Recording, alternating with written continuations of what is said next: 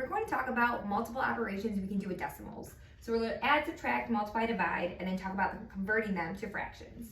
So when we add or subtract, we want to line up the decimal, so line up the decimal places, and then add zeros if needed. So for this one, we would need a 0 here to make sure we have 3 for each. So then we just add, so 0 plus 1 is 1, 5 plus 6 is 11, here's the 1, and then 7 plus 2 plus 1, 79 is 10.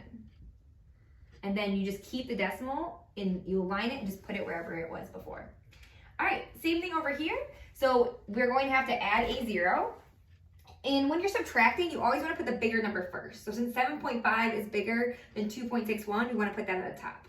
So when we go to subtract 0 minus 1, we can't do that. So we have to borrow from the place value before. So that becomes a 4, this becomes a 1. So 10 minus 1 is 9.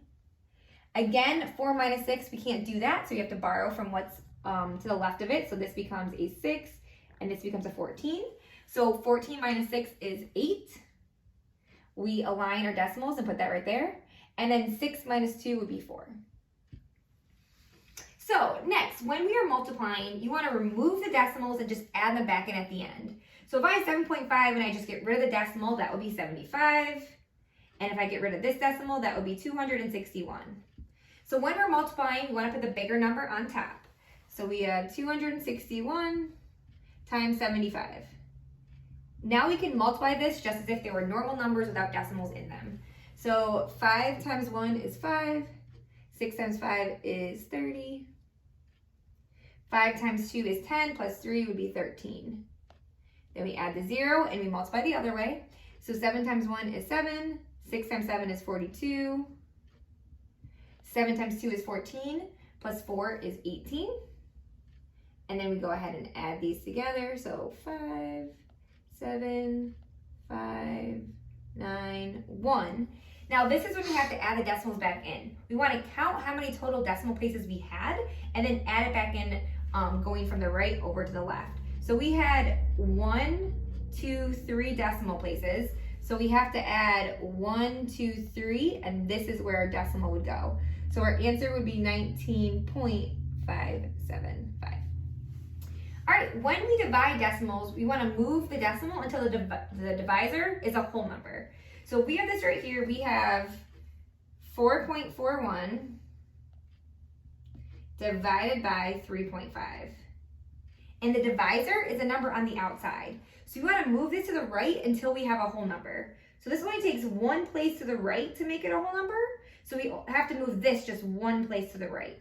So our new problem is going to be 35 divided by 44.1. Because again, now this number is a whole number. So now we can divide just like normal. So we ask ourselves, how many times does 35 go into 44, which would just be once. And then we multiply 1 times 35 is 35. We subtract to get 9. And then bring down the 1. So 91. And then we ask ourselves, how many times does 35 go into 91, which would be 2. And again, we're going to line our decimals, so this would be right here. And then 2 times 35 is 70. We subtract, we would get 21. And then we can add a 0 and bring that down. And then 210 divided by 35 would be 6. And then if you multiply that out, you would get 210, and so you won't have a remainder, which is why I changed the number for this one so that we didn't have, that it didn't keep going. So this would be your answer, would just be 1.26. All right, so lastly is to convert decimals to fractions. So if you want to make this a fraction, we would put this decimal over 1 with a number of zeros as we have place values.